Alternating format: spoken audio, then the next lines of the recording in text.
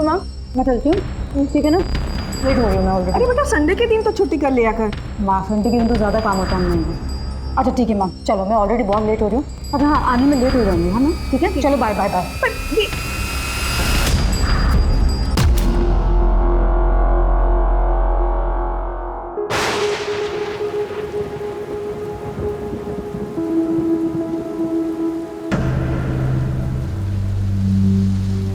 Hello. Hello. Happy birthday. Thank you. कैसी रही party? Mummy ने फ्रेंड्स को बुला लिया था, जो मैं नहीं चाहता था। तो क्यों नहीं चाहते थे? तुम्हें पता है, तुम्हारी एज में तो ना मैं ये सोचती थी कि हर दिन मेरा बर्थडे होना चाहिए। तो अच्छा होता ना अगर हर दिन बर्थडे होता तो। पर किसी का बर्थडे हर दिन कैसे हो सकता है? इसलिए तो जिस दिन है उसे तो अच्छे से सेलिब्रेट करो। ये लो, मैं आपके लिए केक लाया हूँ। मैं भी कुछ लाई हूँ। चलो पहले केक खाएं। Wow, thank you. ये वाला तो मैं खा लूं? पहले बर्थडे बॉय खाएगा। Happy birthday. चल अब बारी है गिफ्ट की। ये लो तुम्हारा गिफ्ट। Thank you. खोल के तो देखो।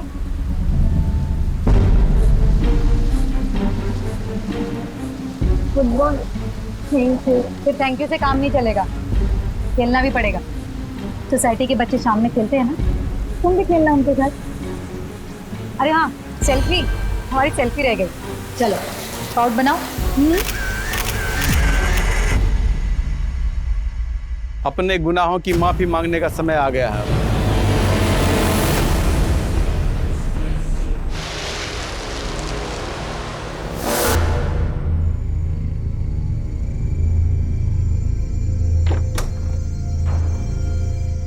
बहुत सही समय पर आई। आजा, जल्दी हाथ मुंह धो ले। नहीं बाप, आप लोग खाइए, भूख नहीं लगी है मुझे। देख, तेरी पसंद की दाल बनी है, इसे खाने का नाम ले, कैसा नहीं करते। देख, दाल तू चख। बस इसी लाड़ प्यार ने सिर चढ़ा रखा है इन्हें। आप कुछ बोलते क्यों नहीं? प्रियंका, लड़के वालों का कई बार फोन आ चुका है। उन्हें तेरी फोटो पसंद आई है, मिलने के लिए कह रहे हैं। हाँ तो ना कर दो। शादी नहीं करनी है मुझे, कितनी बार कह चुकी हूँ, अच्छी तरह से जानती हूँ। मेरा इस घर में रहना आप लोगों के लिए प्रॉब्लम है, लेकिन यह घर पापा का है, तो इसलिए इस घर पर मेरा भी उतना हक है जितना आप दोनों का है। और रही बात खर्चों की ना, तो पूछ लीजिए भाभी से, हर महीने टाइम से पैसे दे देती हूँ। पैसे देती हो, कोई एहसान नहीं करती हो, ठीक है? और सौरभ ने जिंदगी भर का ठेका नहीं लिया तुम्हारा। मुझे आपसे वैसे भी बात नहीं करनी है। Thank you very much.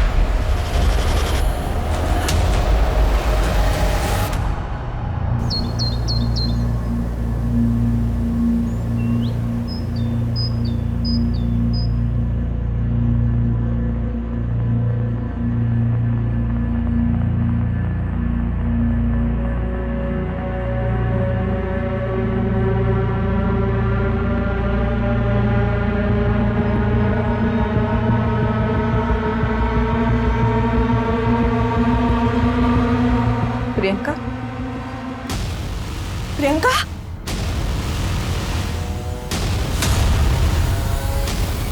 Priyanka, Priyanka, Priyanka, अरे बच्चा, प्रियंका, सौरभ।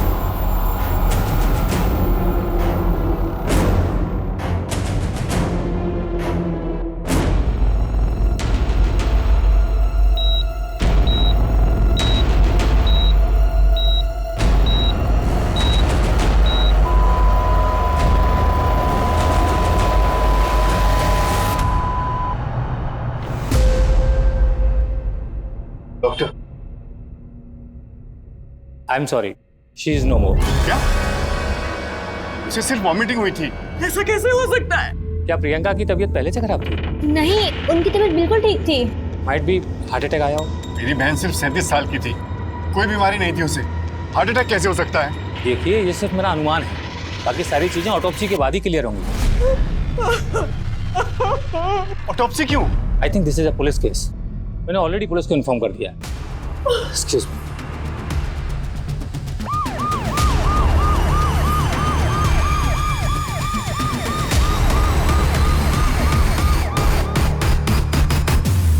सर, ये है प्रियंका की फैमिली। आप ऑटोप्सी की शुरुआत कीजिए। आप? जी मैं प्रियंका का भाई हूँ, गौरव दीक्षित। क्या हुआ था? सुबह हम मम्मी की आवाज सुन के प्रियंका के कमरे में गए तो देखा।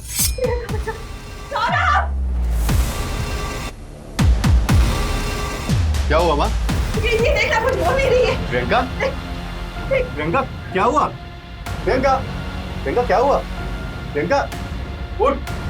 कोयल, तुम डॉक्टर को फोन करो। बाथरूम में? जी। कहाँ रहते आप?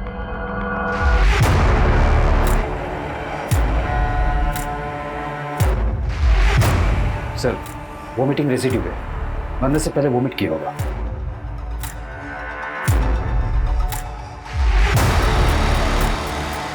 प्रियंका ने कल खाना पूरा नहीं खाया था? नहीं, वो बाहर से खा के आई थी, उसे भूख नहीं थी, पर मैंने उसके कमरे में खाना रखा कि कहीं रात को भूख लगे तो। प्रियंका काम क्या करती थी? रियल एस्टेट एजेंट थी। स्वाति, फॉरेंसिक को बुलाओ। राइट।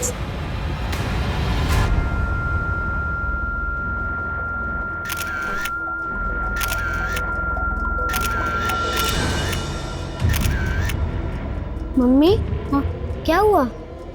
वो प्रियंका को सुबह हॉस्पिटल ले गए थे और अब पुलिस आई है उसके घर।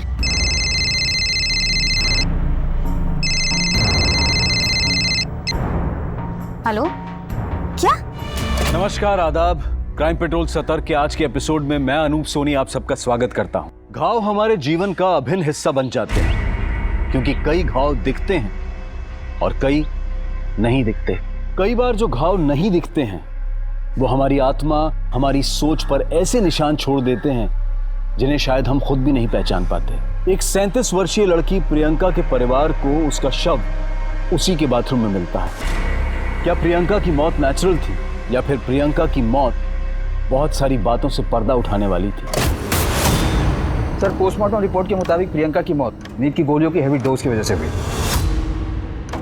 नींद की गोली? जी सर, 10-12 से ज्यादा गोलियां।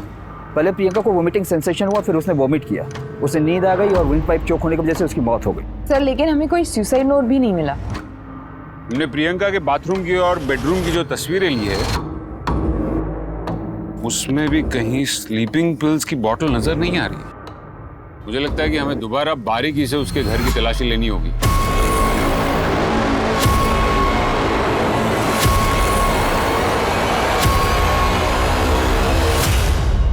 नींद की गोलियां? जी।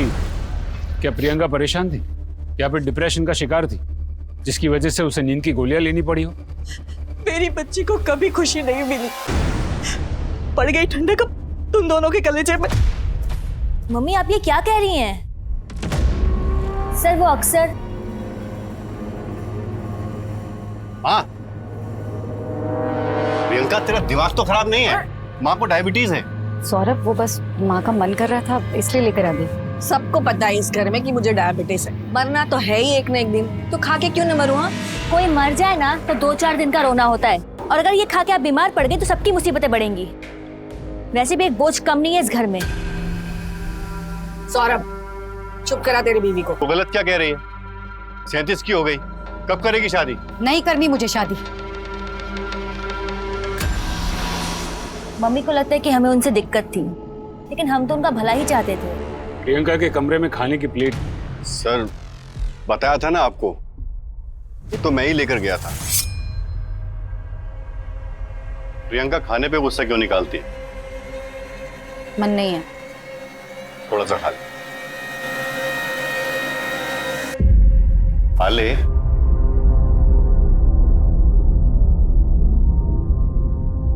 कोयल तेरी भलाई के लिए ही कहती है ना। अच्छा, अगर शादी नहीं करनी है तो आगे क्या सोचा है लाइफ के बारे में? मैं अब दोबारा घाव नहीं चाहती। मतलब? 5 साल पहले प्रियंका अमित पुरोहित के साथ रिलेशनशिप में थी। वो दोनों शादी भी करना चाहते थे, लेकिन अमित बहुत ही गुस्से वाला आदमी था। वो आए दिन प्रियंका पर हाथ उठाता था। शादी से कुछ दिन पहले ही प्रियंका ने... अमित, ये सब क्या है? 10 दिन बाद हमारी शादी होने वाली हो, तुम ये सब कर रहे हो? शर्म आ रही है मुझे तुम पर। अमित, मैंने तुम्हारी मार तक झेली, लेकिन मैं ये सब बर्दाश्त नहीं करूंगी कभी भी। हमारी शादी का कार्ड दिखाने आई थी तुम।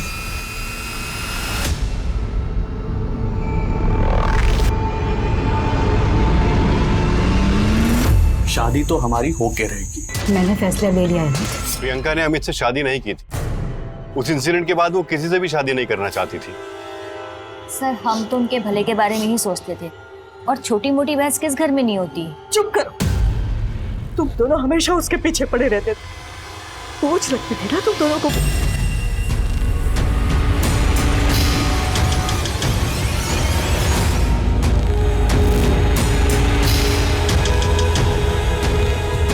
सर ये देखिए नींद की दवाई। सर ये तो मम्मी की दवाई है, मेरे पास इसका प्रिस्क्रिप्शन भी है। फॉरेंसिक में भेजो इसे। सर माँ के अकॉर्डिंग प्रियंका की शादी न करने और यहाँ रहने से भाई भाभी ज्यादा खुश नहीं थे। सर हो सकता है प्रियंका खुद ही अपने अकेलेपन से खुश ना हो और उसने सुसाइड कर लिया हो। लेकिन जिस इंसान को पता है कि वो सुसाइड करने वाला है, अगले दिन सुबह इस दुनिया से चला जाएगा, क्या वो दूसरे दिन पहनने वाले कपड़े तैयार करेगा? प्रियंका के बारे में हर एक छोटी से छोटी डिटेल पता करो, स्पेशली प्रियंका का लास्ट दिन। उस लास्ट दिन की प्रियंका की हर एक मूवमेंट के बारे में जानकारी इकट्ठा करो। पता करो कि प्रियंका के सिस्टम में नींद की गोली कब और कैसे आई। यस जी सर।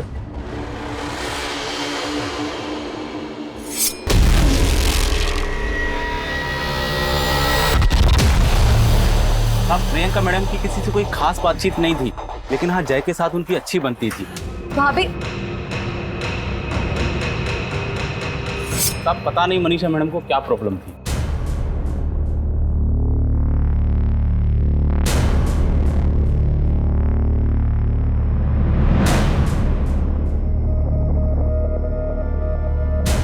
जिग्नेश खाना फ्रिज में है, गरम करके खा लेना, मुझे आते आते लेट हो जाएगा। उसमें कौन सी नई बात? कल भी तो तुम लेट ही आई थी।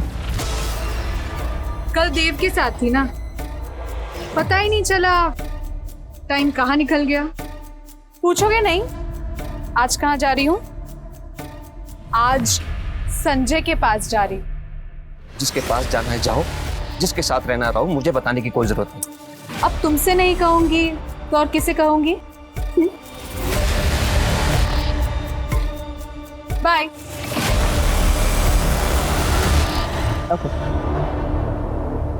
मैडम ये सुसाइड का मामला है। आप कौन? जी मैं संजय दुबे, इस नवजीवन सोसाइटी का सेक्रेटरी। संजय दुबे जी, ये दुनियादारी करने से अच्छा है आप हमारी इन्वेस्टिगेशन में मदद कीजिए। प्रियंका को जानते थे आप? जी जानता था। सोसाइटी में जैसे सबको जानता हूँ वैसे उसको भी जानता था।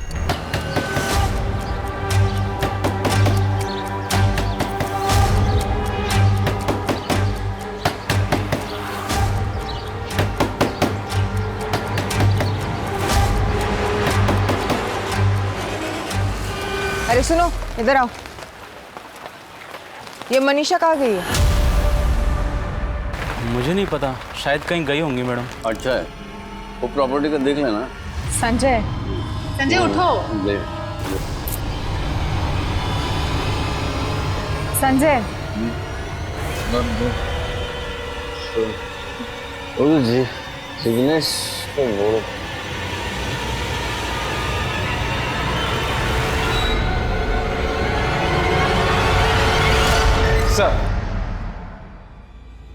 सर ये रहे प्रियंका के कॉल डिटेल्स।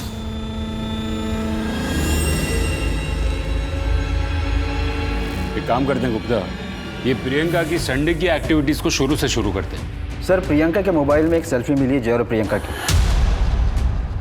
वो फोटो करीब 11:15 पर खींची गई और कॉल रिकॉर्ड के मुताबिक मनीषा जो कि जय की माँ है, उसने प्रियंका को कॉल किया था 11:35 पे। लेकिन ये प्रियंका और मनीषा की तो बनती नहीं थी ना? जी सर। उसके बाद प्रियंका ने अमित पुरोहित, जिग्नेश और मोनिका को भी कॉल किया था और उसके बाद करीब शाम को 7:45 उसने करण को भी कॉल किया और 8:30 बजे के बाद अमित का फोन आया था प्रियंका को। 15 सेकंड ही बात हुई थी। अमित पुरोहित ये वही है ना जिससे प्रियंका की शादी होने वाली थी? जी सर। प्रियंका के कॉल रिकॉर्ड के मुताबिक अमित ने उसे कई बार कॉल किया था और जब मैंने प्रियंका के SMS डिटेल चेक किए तो पता चला कि वो लोग संडे को 12 बजे कैफे में मिलने वाले थे। सर मैंने फुटेज भी निकलवाई, दोनों वहाँ मिले थे सर।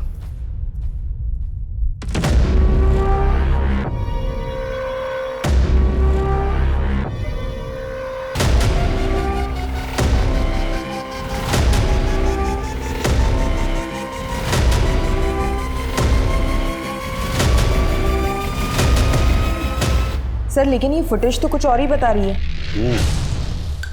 स्वाति, तुम ये करण और मनीषा से मिलो। Right sir. और गुप्ता सर, तुम ये अमित को उठा के लेके आओ। जी सर।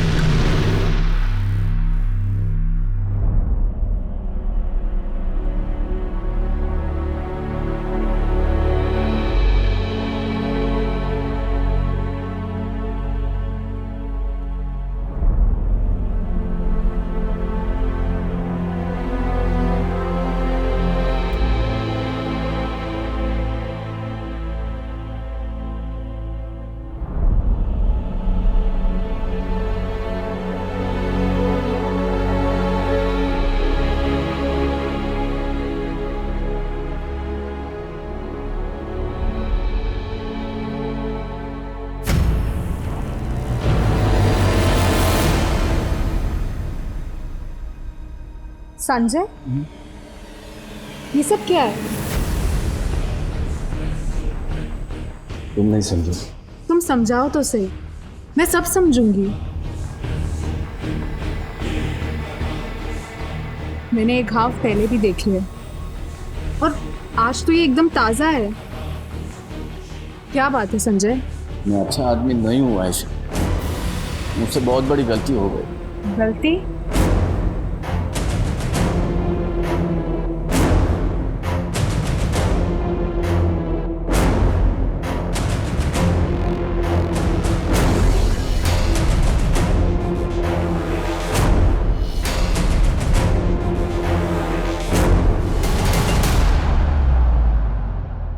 क्या प्रियंका दीदी सच में मर गई? मैंने फोन किया था प्रियंका को थैंक यू बोलने के लिए। उसने जय को गिफ्ट दिया था ना, इसलिए।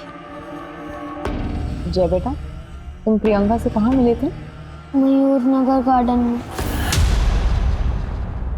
वो तो यहाँ से 20 मिनट दूर है ना? हाँ। हमें प्रियंका के फोन में जो लास्ट सेल्फी मिली है वो 11:16 की है। अगर हम ये मान भी ले कि जय वहां से तुरंत निकला होगा, तभी वो घर 11:40 के पहले नहीं पहुंच सकता। फिर आपने गिफ्ट बिना देखे 11:35 को प्रियंका को कैसे कॉल कर लिया? उस दिन जय घर पे नहीं था, तो मुझे शक था कि कहीं वो प्रियंका से मिलने तो नहीं गया, इसलिए मैंने उसे फोन किया था। हाँ, वो मेरे साथ ही था। मेरे बेटे से दूर रहने का क्या लोगी तुम? हाँ, उसे भी तुम अपनी तरह बनाती जा रही हो प्रियंका। मैं तुमसे लास्ट बार कह रही हूँ, मेरे बेटे से दूर रहो वरना अच्छा नहीं होगा। प्रियंका के साथ रहना इसे अच्छा लगता था। मैं नहीं चाहती थी कि जैसी जिंदगी प्रियंका ने काटी वो मेरे जय को भी अपने जैसा बना दे। जय बेटा, आप ठीक हो?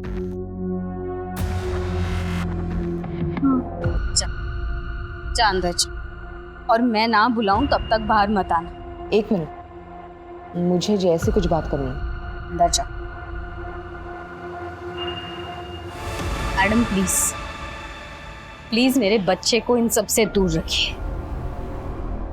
मुझे किराए पे घर चाहिए था और मुझे पता चला कि प्रियंका रियल एस्टेट एजेंट बन गई है, इसीलिए मैं उसे कांटेक्ट किया। वो मुझे घर दिखा रही थी। प्रियंका ने तुझे जो जो घर दिखाए उसकी लिस्ट हमें चाहिए। वो एक्चुअली वो सर वो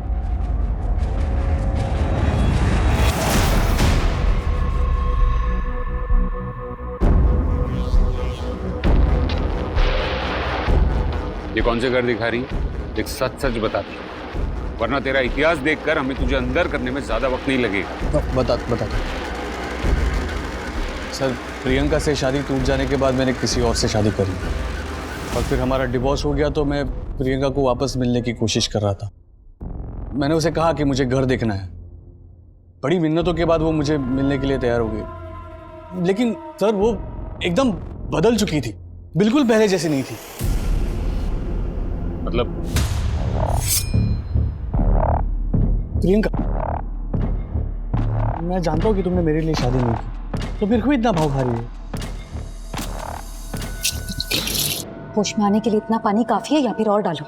मुझे मेरी जिंदगी में किसी आदमी की जरूरत नहीं है। दोबारा मुझसे मिलने की कोशिश की ना तो पुलिस कंप्लेन कर दूंगी, समझे तुम? सर पहले तो उसके मुंह से आवाज भी नहीं निकलती थी। तूने उसको रात को फोन किया था ना? तेरी लोकेशन उसके घर के आसपास की थी। अरे सर मैं उसको इसीलिए फोन कर रहा था क्योंकि मैं उसके घर के नीचे था और उसे कह रहा था कि मुझसे आके मिल, लेकिन वो आई नहीं। और फिर मैं तकरीबन रात को 2 बजे वहां से निकला। अगर आपको चाहिए तो आप मोहल्ले की सीसीटीवी फुटेज चेक कर सकते हो। हाँ मैम, मैंने उन्हें संडे को कॉल किया था। एक्चुअली ये घर हमें प्रियंका जी ने दिलवाया है। और ये देखिए ना मैम, कितनी घर में लीकेज की प्रॉब्लम है। हम लोगों ने कई बार उन्हें बताया भी, और यही रिमाइंड कराने के लिए मैंने उन्हें कॉल किया था। तो उन्होंने कहा कि कल आके देखती हूँ।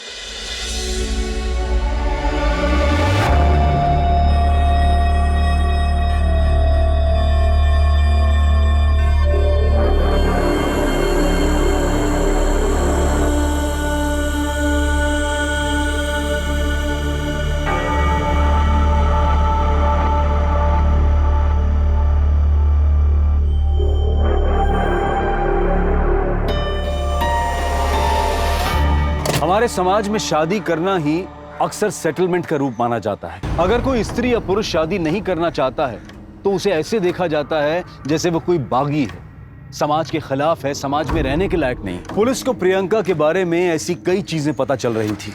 एक तरफ जहां पुलिस प्रियंका की जिंदगी से जुड़े हर पहलू की जांच कर रही थी, वहीं प्रियंका के आखिरी दिन यानी संडे को उसकी सारी एक्टिविटीज की जानकारी भी इकट्ठा कर रही थी।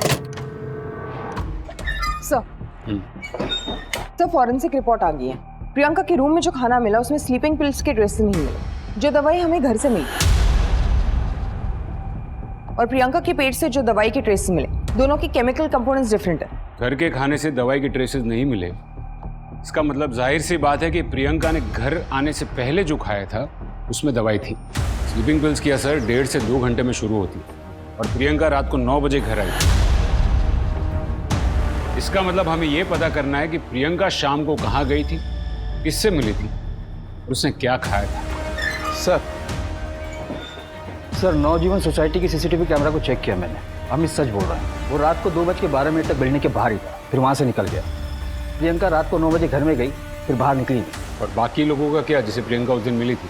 इन्वेस्टिगेशन चालू है सर। अपनी टीम्स और अपनी खबरियों को एक्टिवेट करो।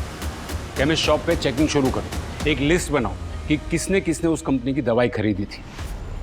आई नो ये टास्क थोड़ा डिफिकल्ट है, लेकिन ये केस सॉल्व करने के लिए हमें इसे ही लीड बना के आगे चलना होगा। फिर क्या हुआ संजय? मुझसे बहुत बड़ी गलती हो गई।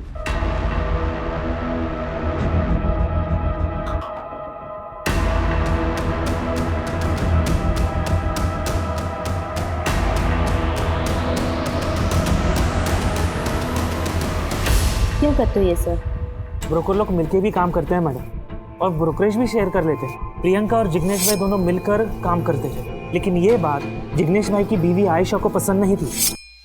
ये घर की डिपॉजिट 30,000 है। कहाँ? ये घर का एग्रीमेंट हो चुका है। मुफ्त मेहनत मत कर। तुझे क्या लगता है मेरे पति के कॉन्टैक्ट्स का इस्तेमाल सिर्फ तू कर सकती है? मेरे पति से दूर रहे। आयशा वो खुद मुझे अपने कॉन्टैक्ट्स देते हैं, ठीक है? और तू मेरी छोड़, पहले ये देख कि तू खुद कहाँ गलत है। अरे हर जगह इस तरह ना तू अगर मुंह नहीं मारती। वो मेरी पर्सनल लाइफ है। तूने मुझे थप्पड़ मारा? हाँ, समझती क्या अपने आप को? क्या समझ रही है? हाँ? तू देख। रुक जाइए आप प्लीज। छोड़ मेरा हाथ। अब रुक जाइए। तू देख अब मैं मार्केट से कैसे निकालती हूँ तुझे। मैडम दोनों की दुश्मनी पूरे मार्केट में फेमस थी। ये आयशा कहाँ मिलेगी? सर जिग्नेश ने हमें प्रियंका का नंबर दिया था, और उसने सर हमें 2-3 घर भी दिखाए थे, लेकिन सर हमें घर नहीं पसंद आए थे।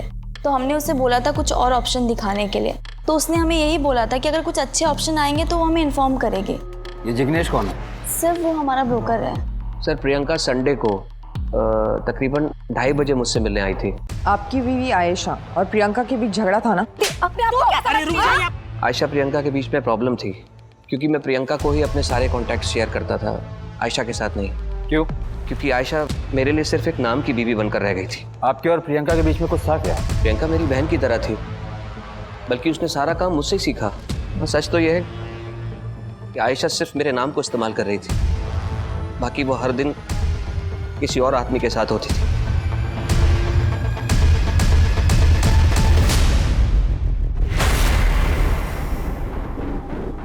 सर, ये आयशा की डायरी।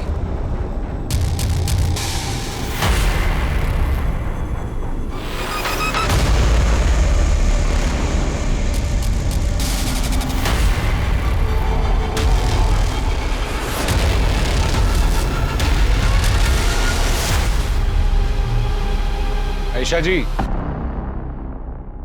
हम आपका इंतजार कर रहे हैं। मुझे प्रियंका से प्रॉब्लम थी, लेकिन मैंने उसके साथ कुछ भी नहीं किया। हमने प्रियंका की कॉल रिकॉर्ड्स चेक की। प्रियंका की मौत के पहले आपके और प्रियंका के बीच काफी कॉल्स एक्सचेंज हुए। वो इसलिए क्योंकि मैं उसकी मदद कर रही थी। मदद? कैसी मदद?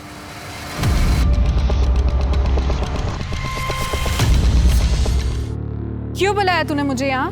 आयशा, मुझे तुम्हारी हेल्प चाहिए। मेरा पति तेरी इतनी मदद कर रहा है, वो काफी नहीं है तेरे लिए? और अब तुझे मुझसे क्या चाहिए? आयशा, संजय ने जय का रेप किया है। संजय ने जय का रेप किया? इसमें मैं क्या कर सकती हूँ? पुलिस के पास जाओ। आयशा, जय वो बेचारा बच्चा बहुत गुमसुम है इस समय, बहुत डरा हुआ है। इनफैक्ट उसने ये सारी बातें अपनी माँ से भी नहीं बताई हैं।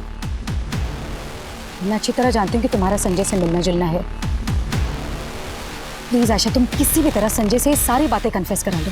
बहुत कोशिश के बाद संजय ने मेरे सामने कन्फेस किया और मैंने उसका वीडियो बनाया। अच्छा, मैं उस दिन नशे में था। डोरबेल बजी, मैंने दरवाजा खोला और सामने जय था।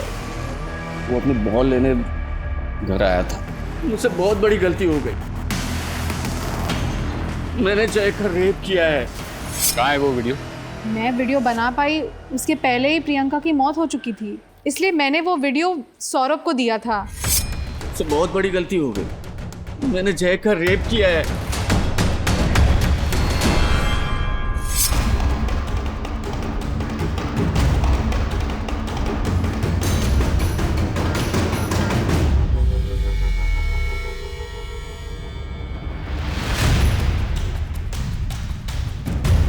वॉचमैन से पता करो ये संजय कहाँ गया है। Right sir.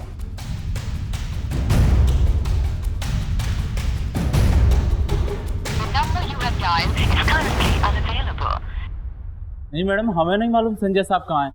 हमने तो उन्हें 2 दिन से नहीं देखा। ये सब मैंने किया है। मुझसे बहुत बड़ी गलती हो गई। मैंने जय का रेप किया है। तुमको नहीं लगता कि तुम्हें ये वीडियो लेकर हमारे पास आना चाहिए था? सर संजय 2 दिन से गायब है और उसका फोन भी बंद है। लेकिन सर, जिस दिन प्रियंका की मौत हुई पूरी शाम संजय मेरे साथ था। कहाँ थे तुम लोग? मुझे सारी डिटेल्स चाहिए। एक दोस्त के घर पे थे, गेट टुगेदर था। उस गेट टुगेदर में कौन कौन था? मुझे सबके नाम और नंबर्स चाहिए अभी। जहां प्रियंका एक 11 साल के बच्चे के साथ हुई हैवानियत के सबूत जुटा रही थी, वहीं कोई उसके सबूत पुलिस से छिपा रहा था। पुलिस को लग रहा था कि वो कातिल तक पहुंच गई है, लेकिन आगे आने वाली कहानी में कई और राज खुलने वाले थे। जी सर। जय कहाँ है? क्या बात है सर? स्वाति। सर। अरे सर, क्या हुआ है बताइए तो सही। जय घर पे नहीं है, वो अपने नाना के यहाँ गए हैं। कहाँ रहते हैं आपके पिता? यहाँ पास के मोहल्ले में।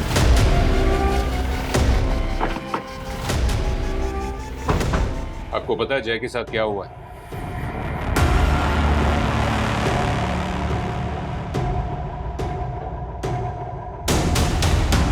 आपको पता है जय के साथ क्या हुआ है? सर, मुझे तो उस दिन पता चला जिस दिन जय मेरे यहाँ आया था। पापा, ये आप क्या कह रहे हैं? मुझे कुछ समझ में नहीं आ रहा। जय ने मुझे सब कुछ बताया था कि उसके साथ क्या क्या हुआ था।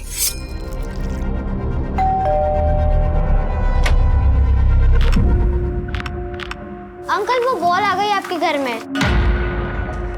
जा अंदर जाके ले। Thank you uncle.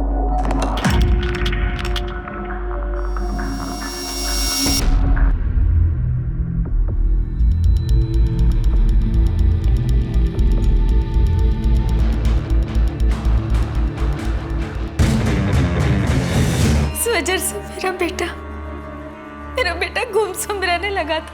हाँ, और प्रियंका उसकी मदद कर रही थी, लेकिन उसके मौत के बाद पापा आप सब कुछ जानते थे, फिर भी आपने मुझे कुछ नहीं बताया। क्यों पापा, क्यों? क्या पसंद है आपको? नवाज किस?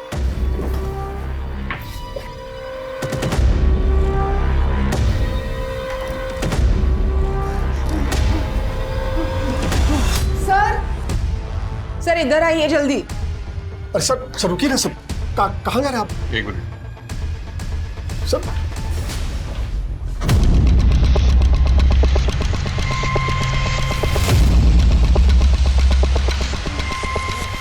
इसका मुंह खोलो। गलती हो गई।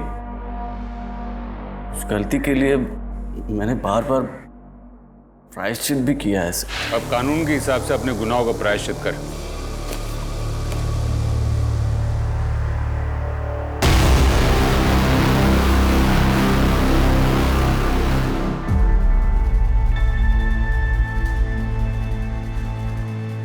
मेरे नाती के जीवन को बर्बाद कर दिया था उस आदमी ने सर।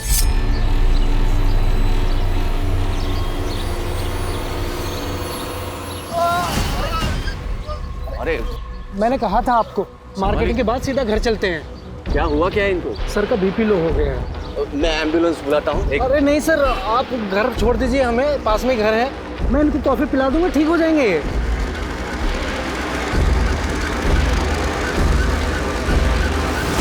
सजा देने के लिए कानून है। आपको हमारे पास, पुलिस के पास आना चाहिए था। आपके सभी दोस्तों ने और संजय ने ही हमें बताया कि आप किस टाइप के गेट टुगेदर करते हैं। संजय को बचाने के लिए तुमने वो वीडियो छुपाया ना? मैंने वो वीडियो इसलिए छिपाया क्योंकि अगर ये सारी बातें बाहर निकलती तो मेरी बहन की बातें भी बाहर निकलती। क्या मतलब? अमित से रिलेशनशिप टूटने के बाद प्रियंका का रिश्तों पर से विश्वास ही उठ गया था। वो लोगों से सिर्फ फिजिकल रिलेशन बनाती थी। एक वो रहता है।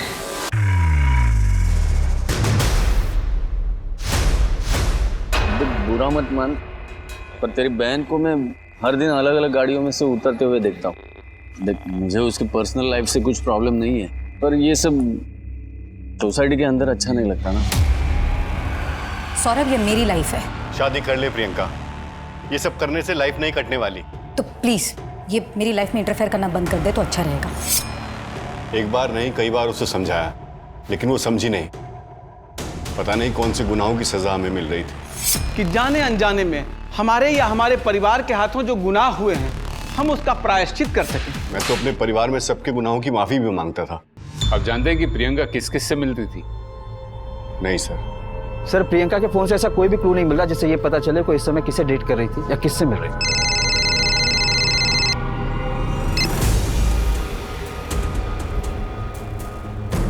ठीक है, उसे पुलिस स्टेशन भेज दो। सर, हम लोग हमेशा मंथ एंड में स्टॉक चेक करते हैं, तो पता चला कि हमारे स्टॉक में स्लीपिंग पिल्स की एक बोतल गायब हुई थी। चिंटू खबरी ने बताया था इस केस के बारे में। आपको पता है ये काम कौन कर सकता है? इसमें है।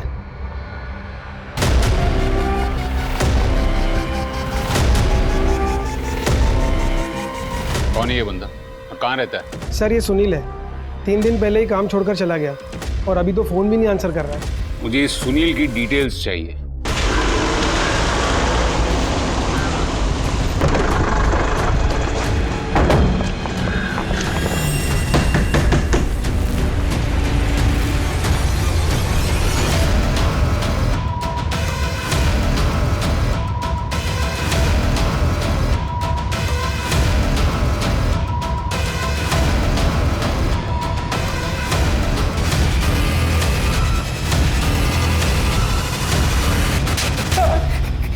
बताता साहब, उसने मुझे 15,000 दिए थे उस आदमी ने साहब। किसने? मैं नहीं जानता उसे सर, मुझे पैसे की बहुत जरूरत थी, इसलिए मुझे वो दवाई दे दी साहब। दवाई दे।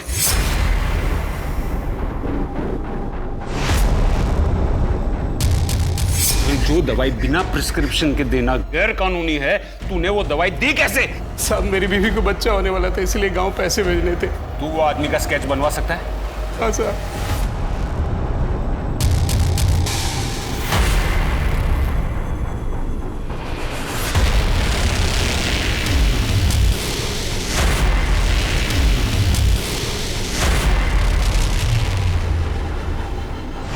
ये कैसे हो सकता है? गुप्ता सर, गिरफ्तारी के पहले हमें कुछ सबूत इकट्ठे करने होंगे।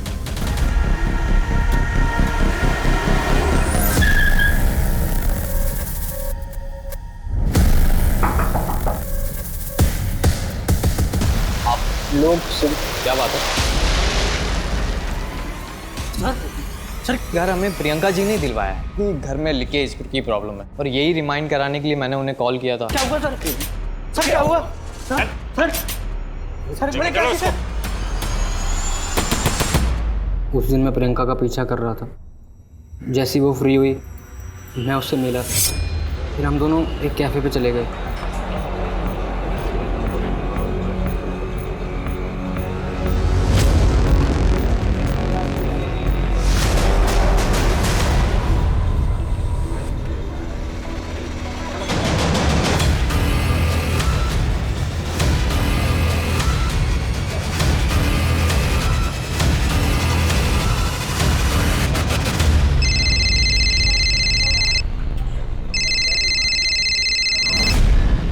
हेलो प्रियंका जी, वो समीर आपके साथ है क्या? प्लान के मुताबिक करण ने उसको फ़ोन किया ताकि हम पर कोई शक न करे। तुमने प्रियंका को मारा क्यों? प्रियंका से घर लेने के बाद उसका हमारे घर आना जाना शुरू हो गया था। फिर एक दिन जब मैं घर पहुंचा, करण, प्रियंका,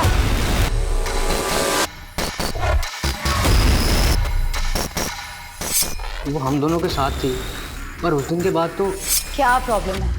अरे तुम्हारी एज के लड़कों को तो ये सब एक्सपीरियंस चाहिए होते हैं। ये आप कैसी बातें कर रहे हैं? हम दोनों एक साथ, आप किस? नहीं है पॉसिबल। ठीक है, फिर घर खाली करवा दूंगी, भटकते रहना यहाँ से वहाँ। ऐसे मत करना, हमारे एग्जाम्स आने वाले हैं, हमारा करियर दाव पे लग जाएगा।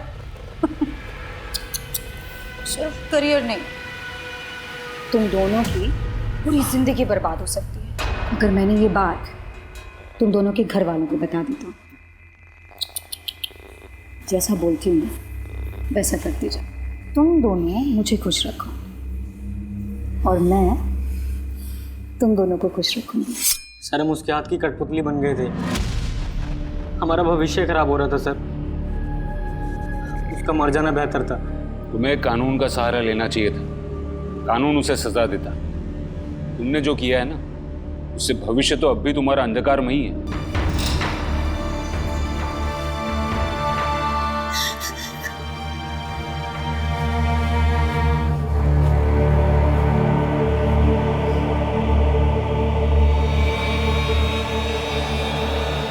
प्रियंका एक बुरे रिलेशनशिप से बाहर निकली थी, जिसके बाद उसका नजरिया इस हद तक बदल गया कि शायद उसे खुद पता नहीं चला कि वो कब अमित की तरह बन गई। अगर आपके साथ कुछ बुरा हुआ है तो उससे सबक लें, ना कि दूसरों के साथ भी वही करें। काफी लोग बुरे रिलेशनशिप का शिकार होते हैं, लेकिन ऐसे में जरूरत है किसी से बात करने की। समाज आपसे और हमसे है। देखते हैं हमारे आज के एपिसोड की दूसरी कहानी।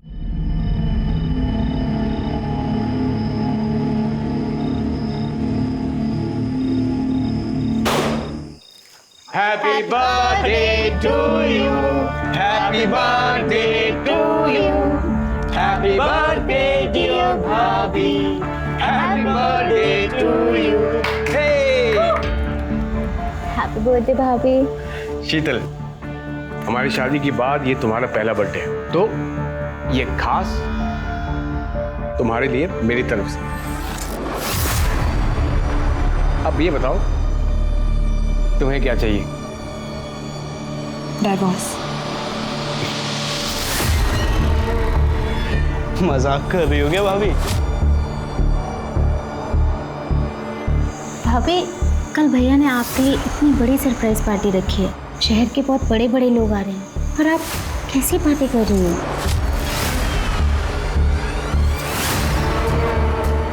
मुझे डाइवोर्स चाहिए, मतलब चाहिए। और अगर ऐसा नहीं हुआ तो आप सब जानते हैं कि मैं क्या कर सकती हूँ।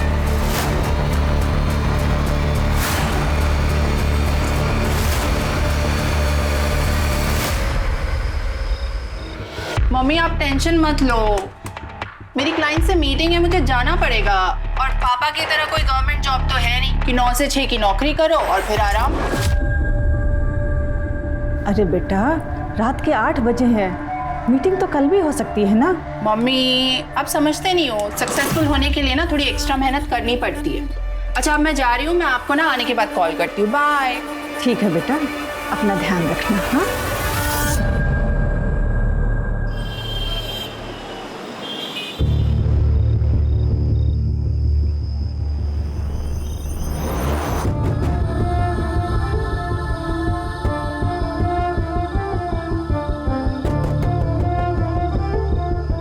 हाय, आई एम मनीष मित्तल। मुझे लगता है हम कहीं मिल चुके हैं। आई विश मिले होते। By the way Maya. Nice to meet you.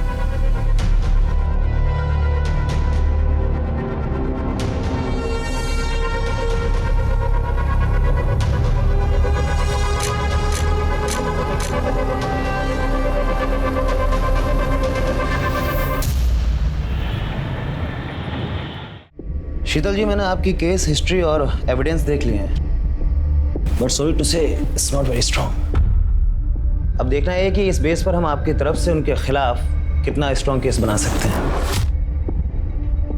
Vijay ji, मैं जानती हूँ इतना सब काफ़ी नहीं है, पर मुझे किसी भी हालात में डिवोर्स चाहिए। मैं बस उस कैद से छुटकारा चाहती हूँ, प्लीज़। ओके, कुछ करते हैं।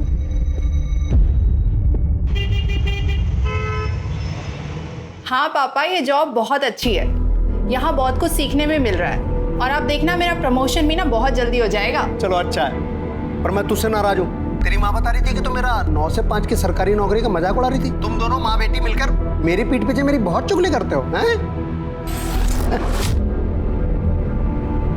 मैं आप दोनों को बहुत मिस कर रही हूँ। अच्छा मम्मी, वो मैंने पैसे भिजवाए थे, आपने चेक किए ना? हाँ, मिल गए। बस इसी तरह तरक्की करती रहे और तेरा काम अच्छे से चलता रहे। जैसी टाइम मिले मिलने आ जाना। हाँ, बहुत जल्दी आऊंगी। अच्छा मम्मी, एक इम्पोर्टेंट कॉल आ रहा है, मैं आप लोगों से बाद में बात करती हूँ। Bye, love you. Hello,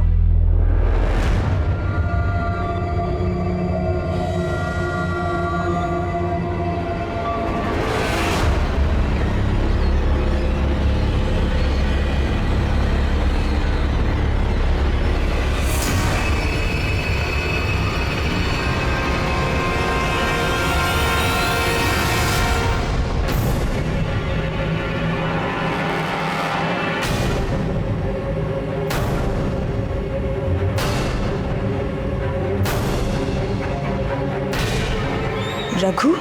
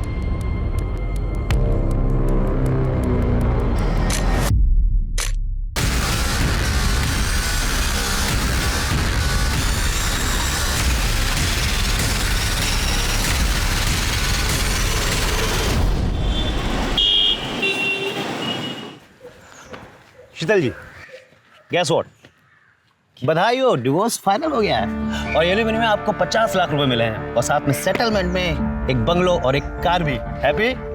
yes. Thank you so much Vijay ji, पर मेरी आज़ादी के आगे ये सब कुछ भी नहीं है, but still thank you so much. आप नहीं होते ना तो। क्या कर रहे हो? इस चोर ने मेरे पैसे से तेरा घर तो भर दिया है, लेकिन याद रखना ये पैसा तुझे कभी हजम नहीं होगा। छोड़ो। हेलो मिस्टर, क्या हो रहा है? क्या हो रहा है? हेल्प! पुलिस! अरे देखो आगे आदमी गुंडागर्दी कर रहा है। भैया छोड़ो यहाँ से। छोड़ूंगा नहीं तुझे, मैं नहीं छोड़ूंगा मैं। लेके जाओ भैया, छोड़ो भैया। शीतल जी, आर यू ओके? या अरे सुनो, कल रात माया ने मैसेज किया है कि वो नई नौकरी के लिए दुबई चली गई। अरे ऐसे कैसे अचानक, बिना बताए?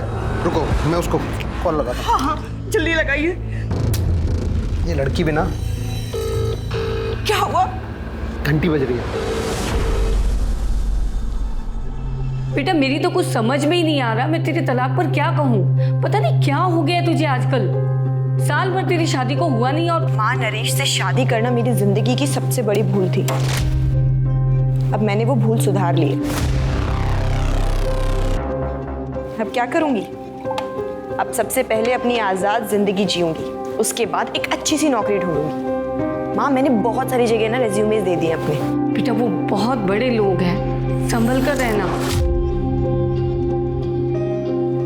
माँ, तुम बेकार में चिंता कर रही हो, कुछ नहीं होगा मुझे। अब देखना, अब मेरी लाइफ बिल्कुल सेट है।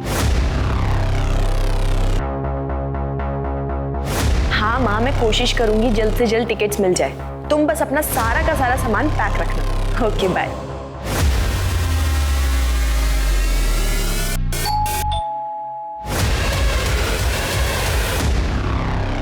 आपका पार्सल है। नहीं, पर मैंने कोई पार्सल मंगवाया ही नहीं है। आप शीतल लादा है ना? हाँ। तो फिर आपका ये, पकड़िए इसको। अरे पर मैंने कोई पार्सल मंगाया ही नहीं है, तो मैं कैसे लूँ इसे? मेरे पास इतना टाइम नहीं है, पकड़िए इसको। अजीब जबरदस्ती है, नहीं मंगाया मैंने।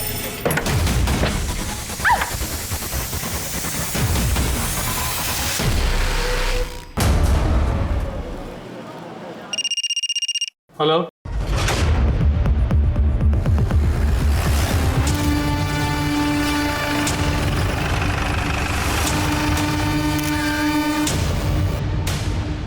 सर सेक्सुअल असॉल्ट ऐसा कुछ नहीं लग रहा। चारों तरफ अच्छे से देखो।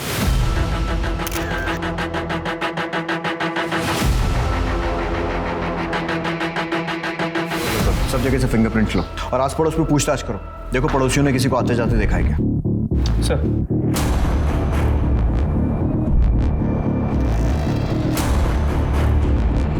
सर ठीक है।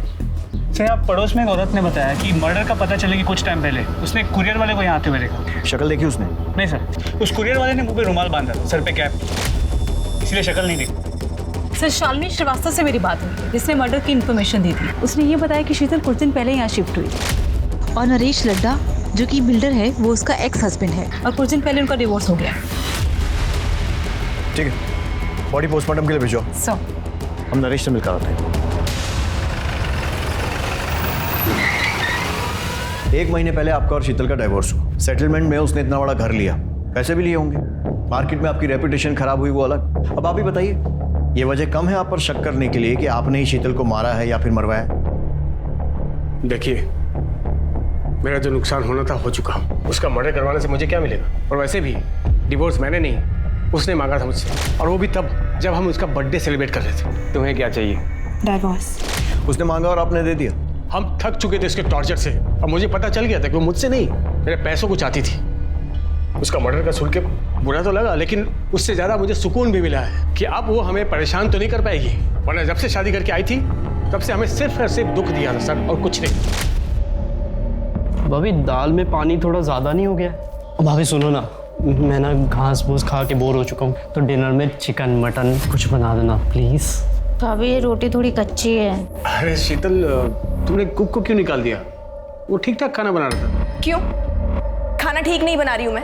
हाँ, और सब्जी खाने में क्या प्रॉब्लम? अपने स्वाद के लिए जरूरी है किसी की जान ली जाए? हाँ, मेरा मतलब है शीतल कि हम कुक अफोर्ड कर सकते हैं, और तुम लड़ा खानदान की बहू हो, तुम्हें किचन में काम करने की क्या जरूरत है? तुम नई नई आई हो, एंजॉय करो बस। आपको खाने से प्रॉब्लम थी ना, आप मुझे अकेले में जाकर बोल सकते थे। ऐसे अपने भाई बहन के सामने मेरी बेइज्जती करने की कोई जरूरत नहीं थी, समझे आप?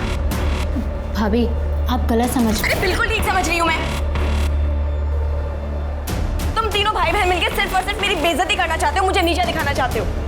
नहीं खाना नहीं खाना ना, लो फेंक दो इस खाने को, मत खाओ। हमें लगा कि समय के साथ वो समझ जाएगी। हमने उन्हें कभी फील नहीं होने दिया कि वो हमारे स्टेटस की नहीं है। बहुत प्यार से रखते थे, पर वो बदतमीजी करते थे और एक दिन तो उन्होंने हद ही कर दी। भाभी, मैं आपको बताती हूँ, ये ना, ये वाली साड़ी पे ये वाला ब्लाउज पहनो, बहुत अच्छा लगेगा, सूट करेगा आप पे।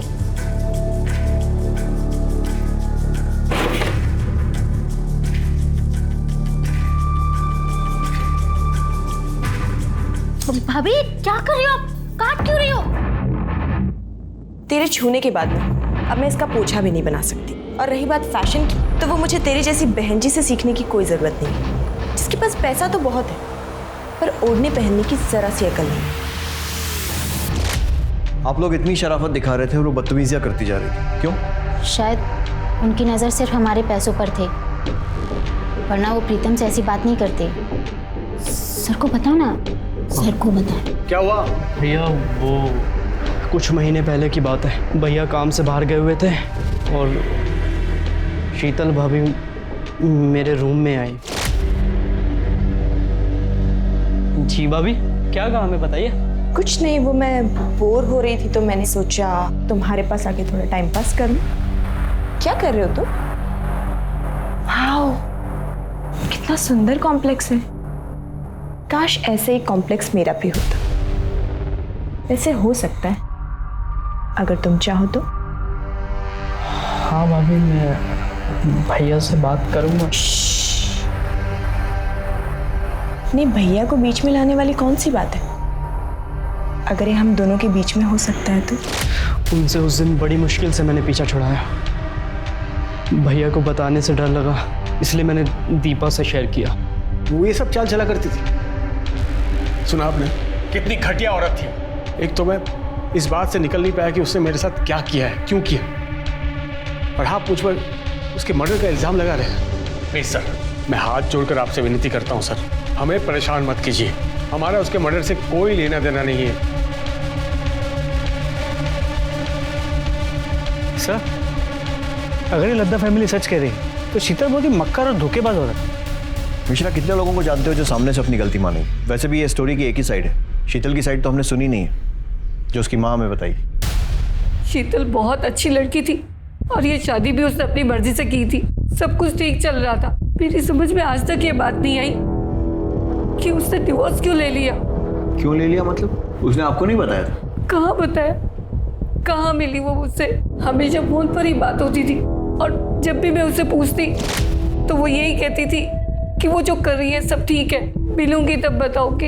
लेकिन उसकी नौबत ही नहीं आई। उससे पहले वो मुझे छोड़कर चली गई। ठीक है, फिलहाल के लिए आप जा सकती हैं, जरूरत पड़ी तो आपसे फिर कांटेक्ट करेंगे। ठीक है सर।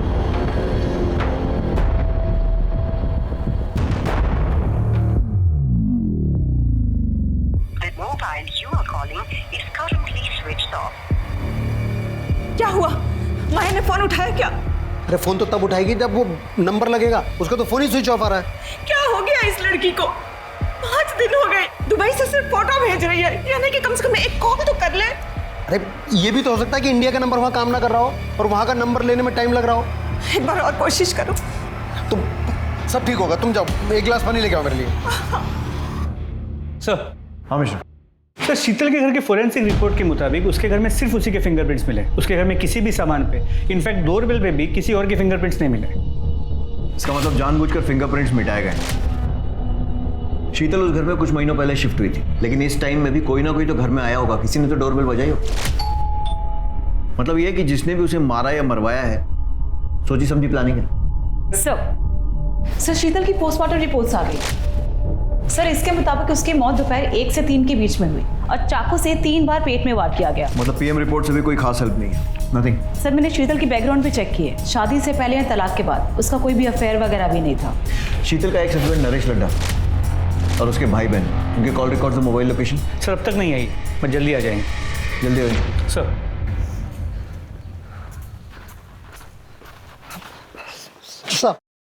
साहब, हमारा नाम वीरेंद्र शर्मा है, हमारी पत्नी उर्मिला शर्मा। सर हम मेरठ से आए सर। सर हमारी बेटी माया शर्मा यहाँ दिल्ली में इस एरिया में रहती है सर। वो पिछले 1 हफ्ते से मिसिंग है सर, और अब तो फोन भी उसका ऑफ आ रहा है सर। घबराइए मत। सिंह सर, इनकी कंप्लेंट लिखो, लड़की की पूरी डिटेल्स लो और ऐसा ही राणा से बोलना जैसे आए तो फॉलो अप करें। Okay sir. मेरी बेटी को ढूंढ दीजिए। आप फिक्र मत कीजिए, आप अपनी कंप्लेंट लिखवाइए, हम जल्द से जल्द उसे ढूंढने की कोशिश करें। सर ये नरेश और उसके भाई बहन तीनों बहुत कमीने हैं, और मैं बात दावे से कह सकता हूँ कि शीतल के मर्डर में इन्हीं तीनों का हाथ है। क्योंकि सर जिस दिन हम लोग केस जीते थे और नरेश को शीतल को घर गाड़ी बंगला सब देना पड़ा था, उस दिन नरेश ने शीतल को मेरे सामने ही धमकी दी। ये पैसा तुझे कभी हजम नहीं होगा, छोड़ूंगा नहीं तुझे, मैं नहीं छोड़ूंगा मैं। लेकिन नरेश का तो कहना है कि डिवोर्स उसने नहीं बल्कि शीतल ने मांगा था। हाँ सर, मांगा था, क्योंकि इन तीनों भाई बहन ने मिलकर शीतल का जीना हराम कर रखा था। सर उसे इतना मजबूर कर दिया, क्या करती बेचारी वो। वकील उसे फैमिली कोर्ट में पति पत्नी के झगड़े सुनते आ रहा हूँ, मगर शीतल के केस को सुनकर मेरी भी रूह कांप गई थी। शादी होते ही नरेश ने सभी नौकरों को काम से निकाल दी। इतने बड़े घर का झाड़ू पोछा, साफ सफाई, खाना बनाना सब अकेली मैं ही करती थी। पर इतना भी काफी नहीं है उसके लिए। रोज मुझे परेशान करने के नए नए तरीके निकाल लेता है। और फिर एक दिन, ये क्या है? दाल है या पानी है? ये एक तो रोज रोज ये घास फूस खा के ना बोर हो चुका हूँ। अरे कुछ और नहीं बना सकते क्या? चिकन मटन कुछ? भाभी ये रोटी भी कच्ची है। मायके से तुम कुछ सीख के नहीं आई हो क्या? माँ ने कुछ सिखाया नहीं तुम्हें? क्यों मैं खाना ठीक नहीं बना रही हूँ क्या? ये बनाया तुमने खाना? हाँ? और सब्जी खाने में क्या प्रॉब्लम है? जरूरी है अपने स्वाद के लिए किसी की जान ली जाए? आपको मेरे हाथ का खाना अच्छा नहीं लग रहा था तो आप मुझे अकेले में बोल देते। इसे अपने भाई बहन के सामने मेरी बेइज्जती करने की क्या जरूरत थी? क्या बकवास कर रही हो? क्या मतलब भाई बहन? मैं सही तो बोल रही हूँ।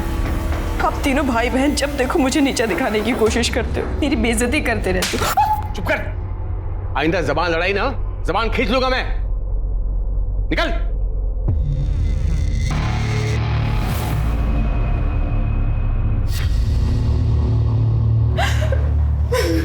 अरे अरे भाभी आप रो क्यों रही हो? हाँ अरे मैं कह रहा हूँ ना चुप हो जाओ, चुप हो जाओ। क्या कर रहे हैं आप? हाथ हटाइए। अरे हाथ हटाओ? अरे मैं तो हाथ हटा दूंगा भाभी, पर भैया शाम को जिसको ला रहे हैं आपसे मिलाने, उसका हाथ कैसे हटाओगे? क्या नरेश, तुम अपना काम निकलवाने के लिए मुझे किसी ऑफिसर के साथ सोने के लिए बोल रहे हो? नरेश बीवी हूं मैं तुम्हारी। चिल्ला मत। तुझे क्या लगा रे? मुझ जैसे बिल्डर ने तुझ जैसे गरीब से शादी प्यार में पागल होकर की है? तेरे पास ये शक्ल ये फिगर नहीं होती ना, तुझ जैसे को मैं घास भी नहीं डालता।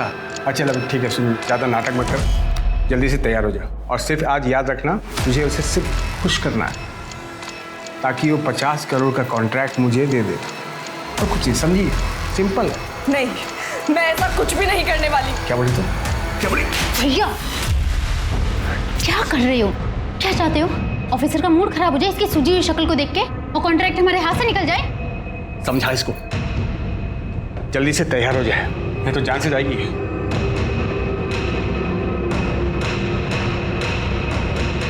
भाभी आप तैयार हो जाओ प्लीज।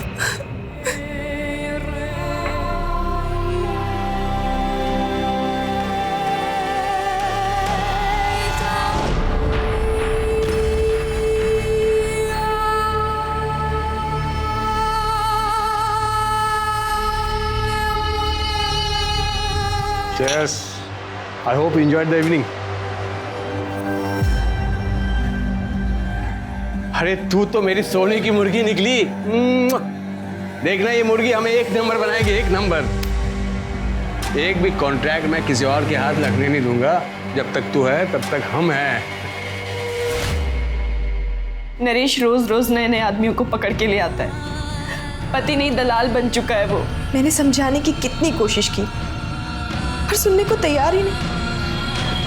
फिर मैंने सोचा कि अगर हमें बच्चा हो जाए तो शायद वो बदल जाए। क्या बच्चा? तेरा दिमाग खराब हो गया क्या? नरेश हमारी शादी को 8 महीने हो गए, अब तो माँ भी बच्चे को लेकर पूछने लगी है। अरे भाड़ में जाए तेरी माँ। बच्चा पैदा करके तेरा फिगर नहीं खराब करना है। मुझे बच्चा नहीं, पैसा चाहिए, बिजनेस आगे बढ़ाना, समझी? पर नरेश मेरी चुप कर, आगे इस बारे में कुछ बात नहीं होगी। चल साइड हट। कुछ सोचो सेठ, नहीं तो धंधा चौपट हो जाएगा। वो पुलिस वाला पैसे से भी नहीं मानेगा।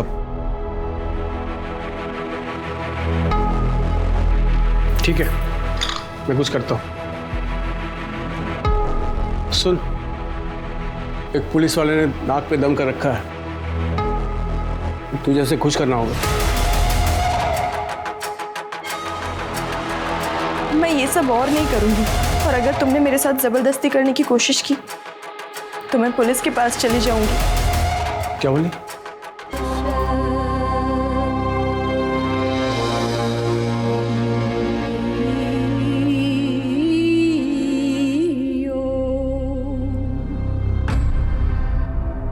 आप प्लीज मुझे जाने दीजिए। मैं ये सब अपनी मर्जी से नहीं करती हूँ। मेरा पति जबरदस्ती मुझसे करवाता है अपने बिजनेस के चक्कर में। आप पुलिस वाले हो ना, आप मेरी मजबूरी समझिए और प्लीज मेरी मदद कीजिए। अरे ड्यूटी पे भी जाना है, चल बिस्तर पे चल। नरेश साला कमीना है, लड़की का पैसा बचा लिया। चल। एक मिनट, मैं बस वॉशरूम जाकर आऊं प्लीज। अरे यार मूड खराब कर दिया, जल्दी जा और जल्दी आना।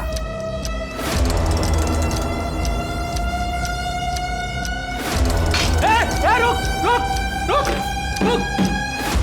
शीतल ने उस पुलिस वाले के साथ की बातचीत की रिकॉर्डिंग कर ली थी और घर जाकर के नरेश को सुना दिया, जिसमें पुलिस वाला खुद मान रहा था कि नरेश शीतल को मजबूर करता था दूसरों के साथ सोने के लिए। वो रिकॉर्डिंग सुनकर नरेश ने क्या किया? दरअसल उस शाम शीतल का बर्थडे था, तो इन तीनों भाई बहन ने मिलकर उसे सरप्राइज पार्टी दिया। वो लोग उसे इमोशनल यूज करके वो रिकॉर्डिंग डिलीट करवाना चाहते थे, मगर शीतल ने साफ साफ कह दिया कि उसे डिवोर्स चाहिए। वो रिकॉर्डिंग अभी कहाँ है? नरेश के पास। वो इसी शर्त पर डिवोर्स के लिए तैयार हुआ था कि शीतल रिकॉर्डिंग उसे वापस कर देगी और इसकी जितनी भी कॉपियां हैं वो सब डिलीट कर देगी। और अगर देखा जाए तो इस हिसाब से नरेश के खिलाफ कोई भी सबूत नहीं मिलता। उस पुलिस वाले का नाम क्या था? सर वो आप जानते हैं कि मैं बता नहीं सकता, लेकिन शीतल के लिए दुख होता है। कितनी मुश्किल से उसे वो सब चीज़ें मिली थी जिसकी वो हकदार थी। सर उसके कातिल को प्लीज़ छोड़िएगा। पुलिस के सामने शीतल की दो छवियां आई, लेकिन दोनों एक दूसरे से विपरीत थी। पहली गुस्सैल, बदतमीज, मौका परस्त, जो लाड़ा परिवार ने बताई। दूसरी एक मजबूर, असहाय, पीड़ित औरत की, जिससे उसका अपना पति अपने फायदे के लिए जिस्म फरोशी करवा रहा था। आखिर शीतल का असली किरदार क्या था? क्योंकि उसे समझे बिना इस केस को समझ पाना बहुत मुश्किल था। तो लट्टा फैमिली का बैकग्राउंड चेक किया, पता चला काफी टेढ़े लोग, कंस्ट्रक्शन बिजनेस में है तो काफी ऊपर तक कॉन्टैक्ट्स, कॉल रिकॉर्ड्स में गुंडे, हिस्ट्री शीटर्स, इन सब के नंबर्स, और इनके खिलाफ धोखाधड़ी के केसेस भी रजिस्टर्ड है। मोबाइल लोकेशन चेक की? जी सर, लेकिन 10 तारीख को इनमें से किसी की भी मोबाइल की लोकेशन शीतल के घर के आसपास की नहीं। मिश्रा, ये लड्डा नामी बिल्डर है, तो पॉसिबल है कि ये काम इसने किया नहीं, करवाया हो। इसके लिए इसमें जितने भी गुंडे और हिस्ट्री शीटर है ना, उनको राउंड अप करते हैं, वो बताएंगे कुछ। इंस्पेक्टर, आप प्लीज उस घटिया औरत के लिए हमें परेशान मत कीजिए। उसे हमने नहीं, उसी के किसी यार ने मारा होगा, जिसके लिए उसने मुझसे डिवोर्स लिया था। वो एक नंबर की झूठी, मक्कार और कैरेक्टरलेस औरत थी। वैसे हमारी इंक्वायरी में आपका कैरेक्टर भी कुछ ऐसे ही आ रहा है। और अगर वो इतनी बुरी थी तो फिर घर, गाड़ी, पैसा ये सब देकर सेटलमेंट क्यों करना पड़ा? कोर्ट में प्रूव क्यों नहीं कर पाए? एक्चुअली वो मुझे ब्लैकमेल कर रही थी, एक ऐसी चीज को लेकर जिसे मैं कभी बाहर नहीं आने दे सकता था। और वो चीज उस पुलिस वाले की रिकॉर्डिंग थी जिसके साथ सोने के लिए आपने उसे भेजा था। किस रिकॉर्डिंग की बात कर रहे हैं आप? मैं तो ये फोटो की बात कर रहा हूँ। पता नहीं ये फोटो शीतल के पास कैसे आई और उसने अपने वकील को दे दिया। कहाँ से आई मतलब? आपका कहने का मतलब है कि फोटो फेक है? Did I say that? No, did I say that? Fake है। हाँ, ये सच है कि मैं इस लड़की के साथ सोया था, लेकिन ये फोटो किसने कब खींची और शीतल के पास कैसे आई मुझे नहीं पता। कौन है लड़की? I don't know. मैं एक कॉन्फ्रेंस मीटिंग में गया था, उसके बाद वो लड़की मुझे मिली और वहीं थोड़ी बहुत कुछ बातचीत हुई। उसके बाद उसने मुझे रूम में इन्वाइट किया।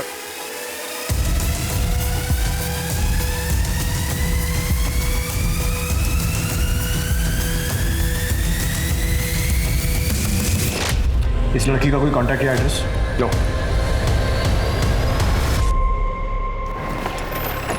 नरेश की बातों से एक अलग ही एंगल है। मतलब शीतल का वकील उसे जितना शरीफ बताने की कोशिश कर रहा है, शायद वो ऐसी है नहीं।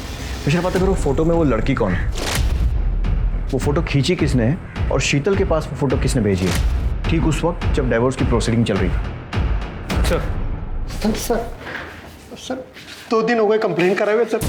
सर हमारी बेटी अभी तक मिसिंग है सर। आपका केस तो ऐसा ही राणा देख रहा है। राणा कहाँ है? सर राणा साहब तो केस के सिलसिले में बाहर गए।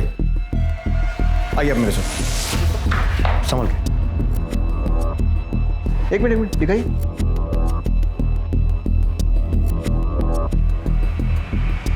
ये कौन है? यही तो हमारी बेटी माया शर्मा।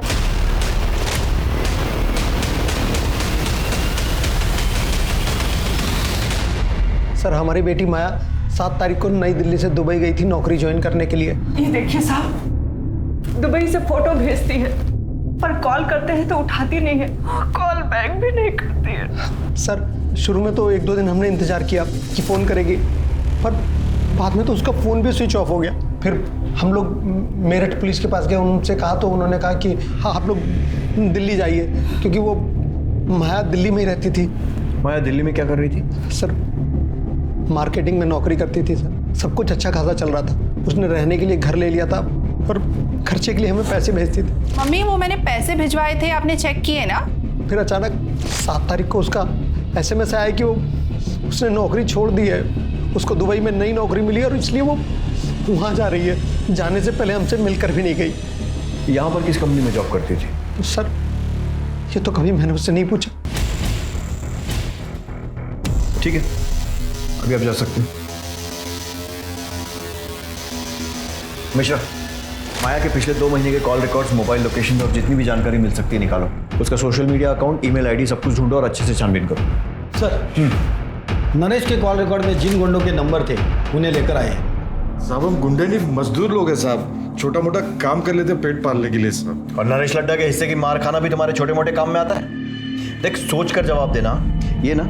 ये भी मजबूर है। जब इसके हाथ में खुजली होती है ना तो 2-4 की हड्डियां तोड़ने के बाद ही ठीक होती है। सोच लो। साहब हम लोग नरेश सेठ के लिए काम करते हैं। क्या काम? डराना धमकाना, घर खाली करवाने जैसे काम सब। बस इतना ही? सोच के बताना। साहब वो अपने लिए हमसे लड़की मंगवाता है साहब। उसको भी लेकर आए थे? नहीं साहब, हमने तो इसे कभी देखा भी नहीं। शीतल लड्डा अच्छी है, पसंद है? अच्छी लगी साहब। नहीं साहब, मेरा मतलब सेठ की बीवी है। क्यों मारा उसे? सेठ के कहने पर? नहीं साहब, हमने नहीं मारा। साहब हम लोग क्यों मारेंगे उसको साहब? तुमने नहीं मारा तो किसने मारा? अब हमें क्या पता किसने मारा साहब, हमारा तो उससे कोई वास्ता भी नहीं।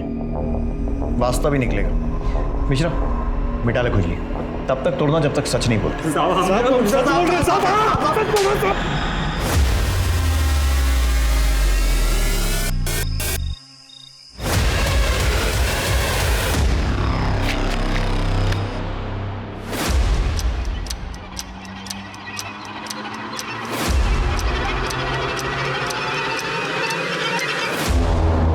सर माया ने 7 तारीख को दोपहर 2 बजे की दुबई जाने की फ्लाइट की टिकट निकाली थी और 7 तारीख की सुबह 10 बजे उसने ऑनलाइन चेक इन भी किया। मतलब वो सही में दुबई जा रही थी? देख के तो ऐसा ही लग रहा, लेकिन ना वो एयरपोर्ट गई ना उसने फ्लाइट ली। टिकट लिया, ऑनलाइन चेक इन भी किया, तो फिर फ्लाइट क्यों छोड़ दी? हो सकता है लास्ट मिनट उसका मन बदल गया हो या फिर किसी ने ज़बरदस्ती उसे जाने से रोका। लेकिन दोनों ही केसेस में वो दुबई वाले पिक्चर्स कहाँ से आए जो उसने अपने माँ बाप को भेजे? सर हमने पता किया, वो पिक्चर्स इंटरनेट से निकाले गए और उसके माँ बाप को इसलिए भेजा गया है ताकि उन्हें यकीन हो कि माया दुबई में है। सारे पुलिस स्टेशन में माया की डिटेल्स भेजी? जी sir. Excuse me. Hello, PSA Mishra बोल रहा हूँ। ठीक है सर, फरीदाबाद के पास के जंगल में एक माया से मिलती जुलती बॉडी मिली। बॉडी काफ़ी सड़ चुकी है तो आइडेंटिफाई करवाना होगा। माया के पेरेंट्स को बुलाओ, शिनाख्त। सर हाथ में टैटू है जिससे शायद पहचान हो सके। मेरे बच्चे। मम्मी देखो मैंने टैटू बनाया है। अरे ये क्या नाक शनाप बना लिया है, कितने सुंदर हाथ थे तेरे। मम्मी आजकल का फैशन है, रहने दो, आप समझोगे ही नहीं। कहाँ समझ पाएगी तो ऐसे हमें छोड़कर चली जाएगी।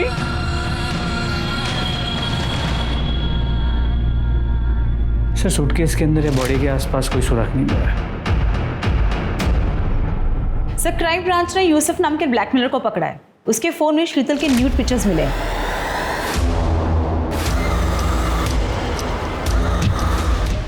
सर ये फोटो मुझे प्रतिम ने सेंड किया था सर। प्रतिम लड्डा? जी सर। क्यों भेजा था? सर वो मैं online sex chat video racket चलाता हूँ सर, वहाँ मेरी एक लड़की को ये प्रतिम मिला था सर। सर जब हमने इसकी इंक्वायरी निकाली तो पता चला ये बहुत बड़ा आसामी सर, तो हमने इसे अपने जाल में फंसाया सर और इसको हमने ब्लैकमेल करना शुरू किया सर। फिर सर ये हमारा ATM बन गया था सर।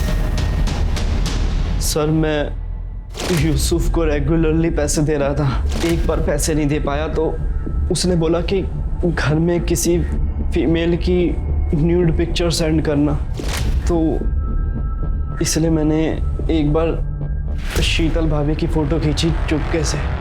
वो गमछा मैं जानबूझकर अपने साथ ले गया। मुझे लगा अगर भाभी ने मुझे देख लिया तो उनको लगे कि रघु था। एक ही फोटो भेजी थी और भी भेजी थी? सर एक और भेजी थी। अब जो पूछ रहा हूं ना उसका बिना पिटे सच सच जवाब देना।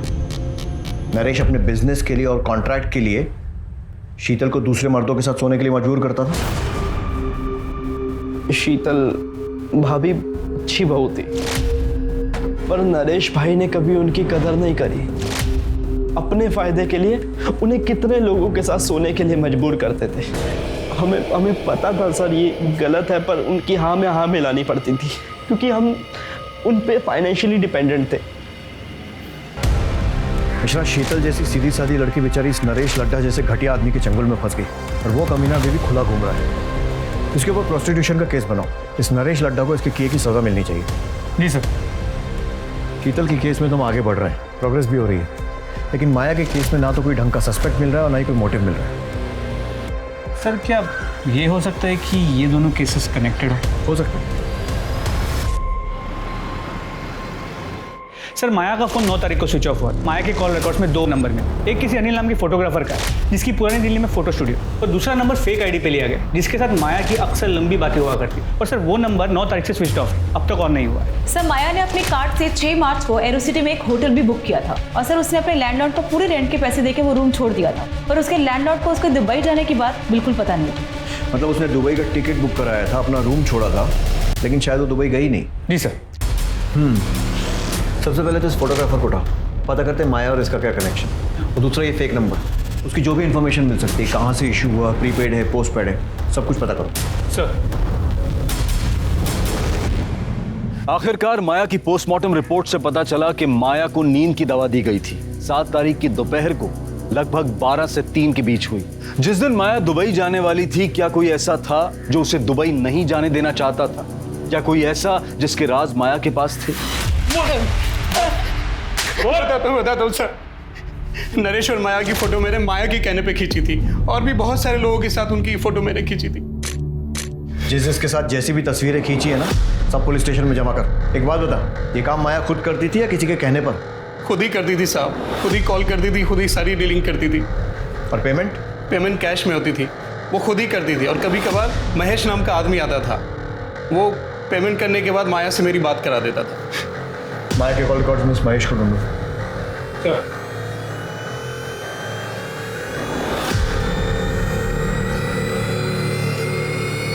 सर महेश का पता चल गया। उठा लो उसे। साहब मैं सच बोल रहा हूँ। माया मैडम जो बोलती है मैं वो करता हूँ। वो अक्सर लोगों को लिफाफे पैकेट देने के लिए बोलती थी। मुझे लगा कि अनिल भी इनका आदमी होगा। अब वो कौन है, क्यों है, क्या है, मैं ये सब उनसे नहीं पूछ सकता ना। तू तो कुत्ते जैसा वफादार आदमी है ना। देख, माया का मर्डर हो गया है, अब भी अगर मुंह नहीं खोलेगा ना तो लंबा अंदर जाएगा तू।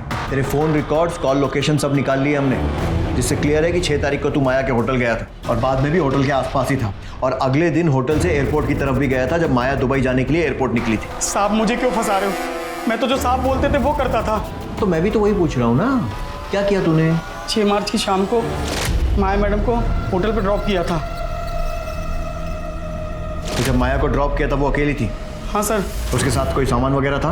नहीं साहब, खाली हाथ में पर्स था बस। फिर मैंने शाम को साहब को होटल ड्रॉप किया और गाड़ी वहीं छोड़ के अपने एक दोस्त के पास रहने चला गया।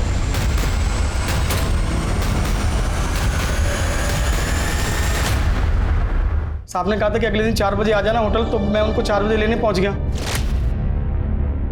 सर मैडम नहीं आ रही? अरे हाँ महेश, तुझे बताना भूल गया था, वो तो 2 बजे की फ्लाइट से दुबई चली गई। चल देख क्या रहा, चल ना। Yes sir. अच्छा ये बता, इन दिनों में तूने कुछ ऐसा देखा या सुना जो तुझे अजीब लगा? हाँ साहब, कुछ दिन पहले साहब किसी से फ़ोन पे बात कर रहे थे। जी देखिए, मैं उस पार्सल के लिए 1.5 लाख रुपए देने थे कहा, लेकिन वो काम होना चाहिए। हाँ जी, काम की मुझे गारंटी चाहिए। पर साहब इतने पैसे उन्होंने मुझे देके कहीं भेजा नहीं। पार्सल क्या था? वो नहीं पता साहब। कब की बात है? सब 10 मार्च की, जब मैं गाड़ी की चाबी लेने गया था। 10 मार्च के आसपास के विजय माशरी के सारे कॉल रिकॉर्ड्स और मोबाइल लोकेशन निकालो। सर पता चला है कि विजय उन दिनों एक नवीन नाम के हिस्ट्री शीटर के रेगुलर टच में था। सर इसके कहने पे क्या साहब? और तू दूध पीता बच्चा है ना जो इसकी बातों में आ गया? और तू मैंने कुछ नहीं किया साहब। जब कुछ नहीं करने के विजय माहेश्वरी ने तुझे 1.5 लाख रुपए दे दिए? हाँ बोल। साहब वो एक काम के नहीं 3 काम के पैसे थे साहब। विजय ने फोन करके मिलने बुलाया, मैं इसके साथ वहां पहुंचा।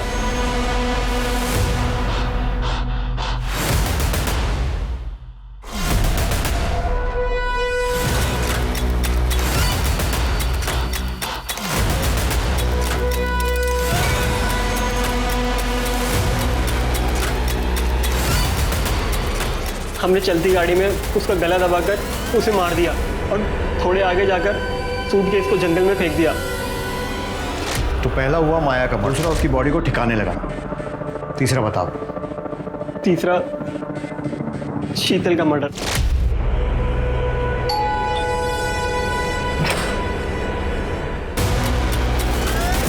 क्या? तो कैसी लगी मेरी प्लानिंग? मोटिव समझ नहीं है, क्यों किया? माया से पीछे छुड़ाने के लिए। दरअसल क्या होता है कि जो ये डिवोर्स केस होता है ना, इसमें हम लोग क्लाइंट को ज़्यादा एलिमनी दिलाने के लिए उन्हें नंबर 2 के तरीके से करते हैं, उन्हें कन्विंस करते हैं। उसके बाद इन सब नंबर 2 के तरीकों से ही तो पैसे मिलते हैं ज़्यादा, वरना आप भी जानते हैं कि डिवोर्स के केस में कहाँ इतने पैसे मिलते हैं। और माया वो अपनी मर्जी से काम करती है? अरे नहीं साहब, इतनी आसानी से कौन तैयार होता है। बोला मैंने कि ये सब करने में परेशानी क्या है, किसी के साथ सोना थोड़ी है। उसको ब्रेन वॉश किया, समझाया उसको, तब जाके मानी। और हाँ, शादी की झांसा भी दी। लेकिन उसके बाद एक दिन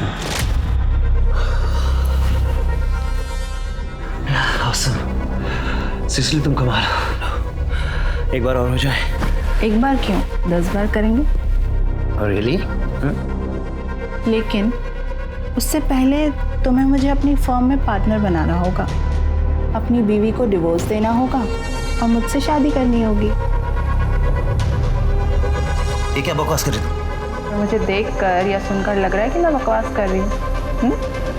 शुरू में मुझे लगा कि भूल जाएगी, मगर नहीं साहब, वो तो पीछे पड़ के रह गई। फिर मुझे लगा कि इसका कुछ ना कुछ तो इलाज करना पड़ेगा। तभी सडनली मुझे शीतल के केस से एक आइडिया मिला और मैंने डबल गेम खेला। मैंने माया को नरेश के पास ये कह के भेजा कि इस केस से ना हमें बहुत पैसे मिलने वाले और इतने पैसे कि हम उस पैसे से अपनी नई जिंदगी शुरू कर सकते। और उसके बाद मैंने अनिल से माया और नरेश की फोटो खिंचवा ली और उन फोटो से मैंने शीतल को घर, पैसा, गाड़ी सब दिलवाया। इतना तो मैंने भी एक्सपेक्ट नहीं किया था, तो मैंने भी अपनी फीस बढ़ा दी, जिसकी वजह से मेरे और शीतल में झगड़ा हुआ और उसने मुझे पुलिस की धमकी तक दे डाली। फैमिली कोर्ट में नरेश ने शीतल को सबके सामने धमकी दी थी कि वो उसे छोड़ेगा नहीं। इसी बात का मैंने फ़ायदा उठाया और एक साथ दोनों को ख़त्म करने का प्लान किया, ताकि दोनों केस में नरेश का नाम आए और वो फंस जाए। तो मैंने माया की 7 तारीख की दुबई की फ़्लाइट बुक की, उसका ऑनलाइन बोर्डिंग पास निकाला, ताकि आप लोग जब छानबीन करें तो आप लोगों को माया के दुबई जाने वाली बात सच लगे। अगले दिन होटल से निकलते वक्त मैंने उसकी कॉफ़ी के कप में नींद की गोलियाँ डाल दी।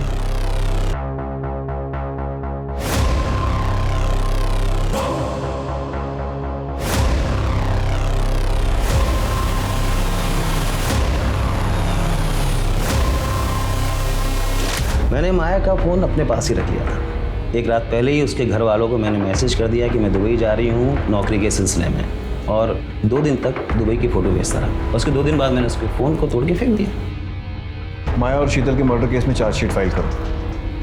और ध्यान रहे कि फांसी नहीं तो कम से कम उम्र कैद तो होनी चाहिए। इंस्पेक्टर, आप भूल रहे हैं कि मैं एक वकील हूं। मैं कोई ना कोई दंड फंद लगा करके बाहर निकल जाऊंगा। ये केस इंसान की हैवानियत का एक जीता जागता उदाहरण है। शीतल एक सीधी सादी जिंदगी चाहती थी, जबकि नरेश, विजय और माया ने पैसे के लालच में गलत रास्ता चुना। अब मैं अनूप सोनी आपसे विदा लेता हूं। फिर मुलाकात होगी क्राइम पेट्रोल सतर्क में एक और नए केस के साथ। तब तक अपना और अपने परिवार का ख्याल रखें, सतर्क रहें, सुरक्षित रहें और देखते रहें क्राइम पेट्रोल सतर्क। जय हिंद। क्राइम पेट्रोल के और भी दिलचस्प कहानी देखने के लिए हमारे चैनल को सब्सक्राइब करें और बेल आइकॉन दबाना न भूलें।